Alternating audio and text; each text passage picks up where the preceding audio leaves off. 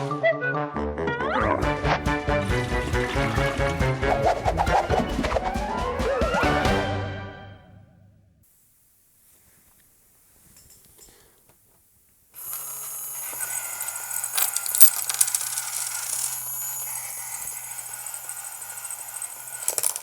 did you see that? Huh. Let's do it again, see if I can get some more coins in it. 1, 2, 3. Well, almost. Huh. It's a coin bank, isn't it? Extraordinary. Battery operated. Made by Don Pointer in Cincinnati, Ohio, about 30 years, 40 years ago. And you just have to take out the coins by lifting that up and recycle them. Oops, so good. Let's do it one more time for a bit of fun. Just one coin, I think. Place a coin on the tongue. Yes, nice and neat. But it's a dog too, isn't it? So, I was showing cats last year, lots of them, about 3 or 4 dozen. I thought I'd look at my dog collection. We went to all the cases, well, the kennels if you like. I found about 30 or 40 dog toys. And here's the first dozen of them. Extraordinary. And they go back a long way. The earliest ones, these are outermost, were 1979. Think about that, 40 years ago. And they all do bizarre, simple things, most of them for small children to play with. So, and they've been going a very, very long time. I mean, some of these ones go back, yes, 79, 78 I think was the first one. Each of them really is battery operated inside, and quite chunky little C batteries, not the modern ones. And a simple switch, and then it just about works. It's getting a bit geriatric now. Like me, it's got stiff limbs, but it just about works. Sits back, barks. And that's been well loved by the kids over 30 years of entertaining. What the kids love to do, of course, is stroking it and petting it. It's very tactile. Quite a lot of these were made by Alps toy company of Japan, who I met in 1980 at the Nuremberg Toy Fair for the first time. And found about 6 or 7 of them. At least I've got 3 of them here, but some of them have stopped working now. Well, not surprised after 40 years. So they're very sweet things, and they're fairly well worn because they've been stroked and played with by children for many, many parties. This one's an all-plastic one. He's very geriatric. Well, his legs work, but he doesn't seem to want to walk very well. This has got batteries inside, and there's no switch in it, but there's a magnet hidden in here in the bone. And when you put it up here, his legs start working. Look at that. Take it away, it doesn't. So there's a little tiny switch behind the nose, but when I get him to walk on the table, he sort of gets stuck a bit. Just try it this way. So if you walk at all, oh, you need a bit of help, oh, you need a bit of help, oh, you need a bit of help, yeah. It's the motor's wearing out, I know, it's your limbs, yeah. Oh, well, there we are, that's one thing. Think about old age. The next one, fortunately, hasn't got any problems with limbs. It's a cat, but that shouldn't be there. These are dogs. Oh, well, of course, it's one of those flip-flops. Toys made them.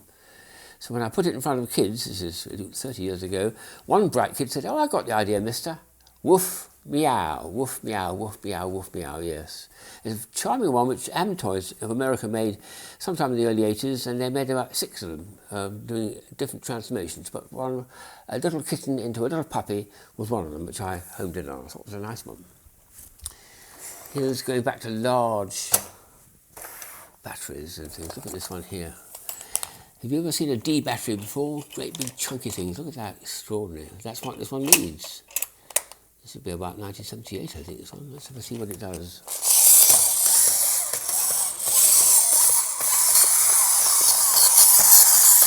He rolled over. Put it in the middle.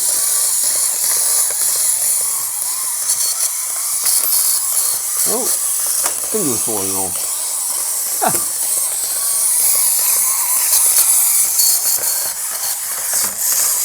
That is amazing, isn't it? Bits and pieces coming on. Oh, the wheels are gone as well. Never mind, these ones here work.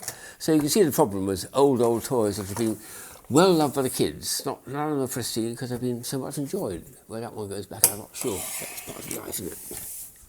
Here's one of a series of these which they wanted to put leads on them, and then the leads did something. I mean, that's got a little belt push to it. Oh, this one does turn on, but it does something else.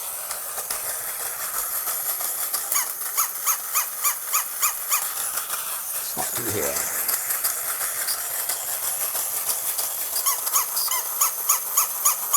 So you see what I do? I just pull the lead and that automatically changes to the bark and squeak table. And you release it and it walks. Very nice idea that. I think the motor's getting out. Oh, no, the battery's okay, the motor's getting out on it. So that's a good 30 or 40 years old as well. And again, much loved by kids, much enjoyed, as all these ones have been.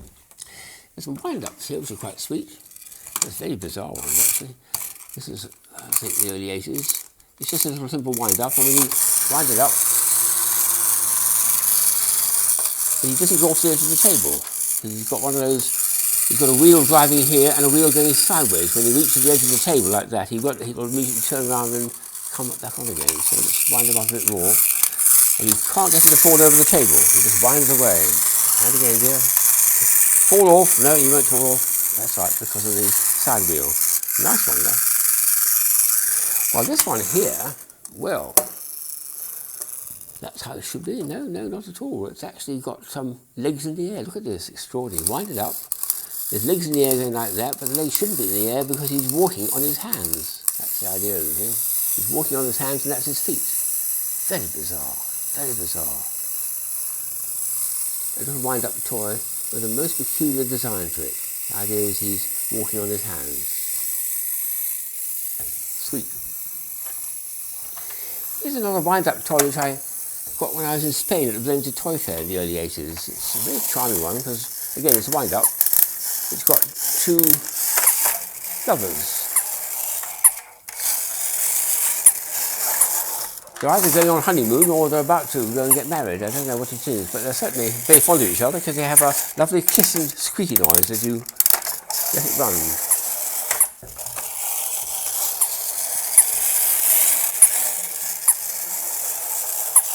I had a marvellous time in Valencia at the toy fair, and then I went to a Spanish company's not very far away and found lots of extraordinary simple little toys, and this is one of the examples of one.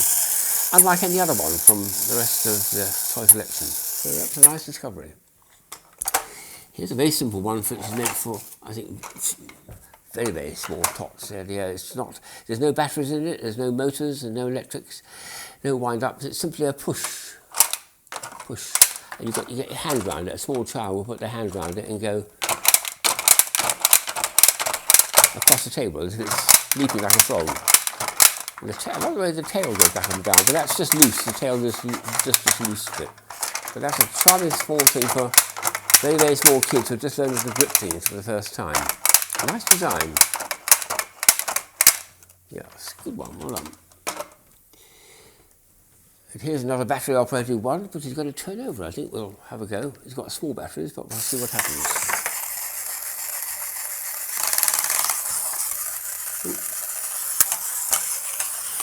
You're going to turn over twice. He waddles, and then that thing makes him, he needs a bit of encouragement. There we are. Whoa, and again. So he's holding a ping pong bat, which is something that makes it turn over. Well, sort of. Oh, that's better. Yeah, oh my goodness, he's rolling away.